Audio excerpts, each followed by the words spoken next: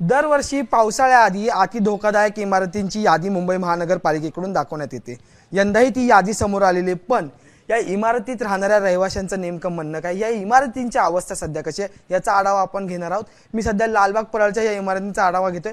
माझ्या मागे बघितलं तर आपण बांबू लावलेले आहेत, इमारतींना टेकू लावण्यात आलेला आहे आणि त्याच्यावर या इमारती जे आहेत ते उभारण्यात आलेल्या आहेत, पण अद्यापही म्हाडाकडून नोटीस लावण्यात आलेली आहे, पण पुढील प्रक्रिया काय हेच अद्याप रहिवाशांना माहिती नाही, असं मत आता रहिवाशांकडून आहे। आपण या संपूर्ण इमारतीचा आढावा जो आहे तो घेणार आहोत। या ठिकाणी नोटीस सुद्धा लावलेली आहे, ती नोटीस सुद्धा आपण बघूया। या नोटीसवर नेमकं काय लिहिलेलं आहे हे सगळं बघूया।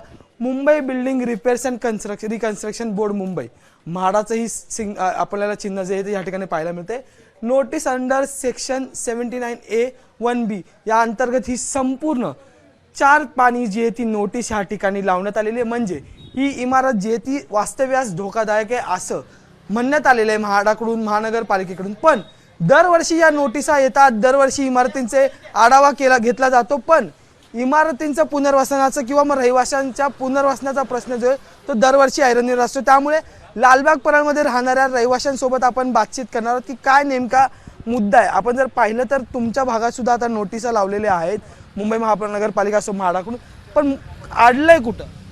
सर, मुद्दा आहे की नोटीस लावताना तुम्ही इमारतीमध्ये काहीतरी इन्सिडेंट्स घडतो, एखादा स्लॅब कोसळतो आणि इमारत धोकादायक डिक्लेअर केली जाते त्यावेळेला, आणि तुम्ही त्यांना नोटीस देता, परंतु त्यावेळेला तुम्ही इमारतीमधील रहिवाशांचा हा विचार करत नाही की तुम्ही त्यांना जे ट्रान्झिट कॅम्प देणार आहात किंवा नोटीस लावल्यानंतर त्यांना जिथे शिफ्ट करणार आहात त्यांच्या उदरनिर्वाहाचं साधन जर इकडे आहे, त्यांची मुलं बाळं शाळेत जर या एरियात आहेत, तर त्यांचं पुनर्वसन या एरियात होणं गरजेचं आहे की नाही। आणि अशा वेळेला तुम्ही दमदाटी करून किंवा एखादी नोटीस पाठवून तुम्ही त्यांना सांगणार की तुमचं पुनर्वसन आम्ही माहुलला करू, आम्ही गोराईला करू, हे योग्य नाही ना। जर तुम्ही पुनर्विकास प्रक्रिया राबवताय प्रशासन, तर ती योग्य पद्धतीने राबवणं गरजेचं आहे। त्यांचं पुनर्वसन कुठे होणार याचं प्लॅनिंग म्हाडाने किंवा BMCने आधी करणं गरजेचं आहे।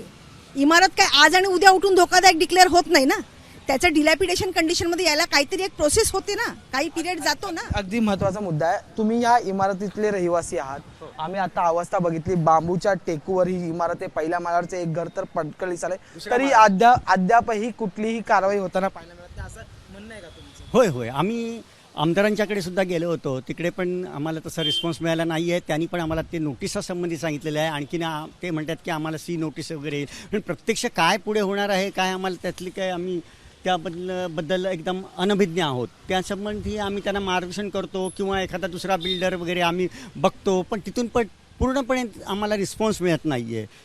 तो रिस्पॉन्स जर मिळत असेल किंवा त्यांचं म्हणणं असं असतं की आम्हाला कन्सर्न द्या किंवा त्याच्यामध्ये MOU किंवा असं काहीतरी पुरं असं द्या, मग नंतर आम्ही करतो तुमचं रिपेअरिंग वगैरे। त्यामुळे आम्ही एकदम त्याच्यामध्ये काय करायचं किंवा काय नाही हे आम्हाला काही कळत नाही, रुचत नाही आहे। तर आता पावसाळा येईल, त्यासाठी आम्ही बरीच घाई करतो। आमचा नाईलाज होतो आहे की त्या एखाद्या बिल्डरकडे जायचं, आमचा नाईलाज होतो आहे, घाई करतो आहे आम्ही यासाठी की पावसाळ्याच्या अगोदर कुठेतरी म्हणून आमदारांच्याकडे पण आम्ही वारंवार सतत त्यांना बोलत होतो की बाबा तुम्ही काम करा, कारण आमची बिल्डिंग ह्या कसा पावसाळा काढेल ही 4 महिने आम्हाला तरी निघू देत, समजलं का, मग आणखीन आम्ही दुसरे बिल्डरकडे किंवा काय तिथे विचार करू असं। पण आमचा नाईलाज झालेला आहे। तर नाईलाज झाला असं म्हणणं आहे। तरुणाई आहे आपल्यासोबत, खरं तर अनेक लोकांशी आम्ही बोलतोय, पण तू तरुण आहेस, इमारत जी आहे ती खचलेली कसं बघतो याकडे आणि याचा त्रास किती होतोय? खूप त्रास होतोय बिल्डिंगला। ज्या इलेक्शनच्या दिवशी जेव्हा पिलर कोसळला बिल्डिंगमधला एक भाग, त्यावर मी 2 मिनिटाचा फरक होता, 2 मिनिटं मी खाल्लेलो आणि मागून तो हे पडला, त्यामुळे मला पण जीव वाचला। आणि आता आपण जर पाहिलं तर अनेक इथले नागरिक वगैरे सुद्धा त्यांच्याशी आपण बोलणार आहोत। ही इमारत झाली, पण या अशा अनेक इमारती लालबाग परळमध्ये आहेत आणि समोर सुद्धा गणेश गल्लीच्या भागात सुद्धा या इमारती आहेत। आमच्या भागात 15-16 बिल्डिंग अशा आहेत। प्रश्न काय, बिल्डिंगमध्ये रिपेअरिंगचा फंड जो म्हाडाने नोटीस लावला आहे की 80-90 लाख 170 लाख प्रत्येक नोटीस लावला की तुम्ही खर्च करा एवढे। बिल्डिंगच्या रहिवाशांकडे एवढा पैसा नाही आहे की प्रत्येकजण 4-5 लाख काढून 10 लाख काढून या रिपेअरिंग स्वतः करतील। तर सरकारने, म्हाडाने, जे लोकल स्थानिक प्रशासन आहे यांनी याच्या लक्ष देऊन की आपलं लक्ष कसं एक सुशोभित म्हणजे नियोजितप्रमाणे यांचं एक नियोजित डेव्हलपमेंट होईल असं बरं होईल। आम्ही एक बिल्डर आणणार, प्रत्येक वेगळा बिल्डर आणणार, त्यामध्ये अजून विषय कालावधी वाढत जाईल। जर लवकर होईल, पावसामध्ये काय एखादी घटना, जसं आता माझा मित्र बोलला काही महिन्यापूर्वी त्याचा स्लॅब कोसळला, नेमका त्यात कोण आले तर जखमी झाले असते किंवा काही मृत्यू झाले असते.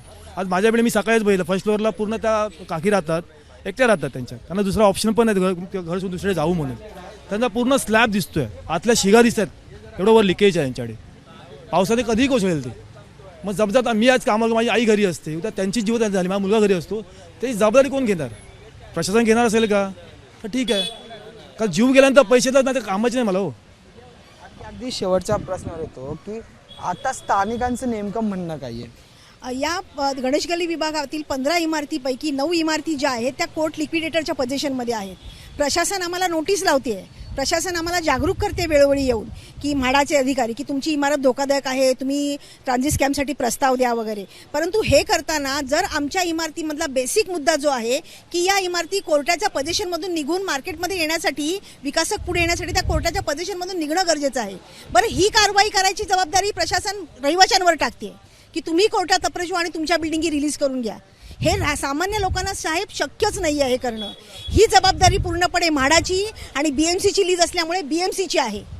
एखादा चाळ मालक, एखादी इमारत, आमच्या 9 इमारती कोर्टाकडे किंवा फायनान्शियल इन्स्टिट्यूशनकडे गहाण ठेवून परागंदा झाला, इन्सॉल्वंट झाला, कोर्टाने त्याच्यावरती हक्क दाखवला. पण मग आता आमचा वाली कोण?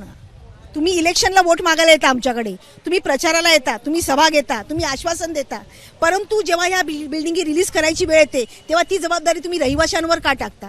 जर कायदा म्हाडाने आणलेला आहे, सुप्रीम राष्ट्रपतींनी साईन केलेला हा कायदा आहे, तर त्या कायद्याची अंमलबजावणी करणं काम रहिवाशांचं की प्रशासनाचं?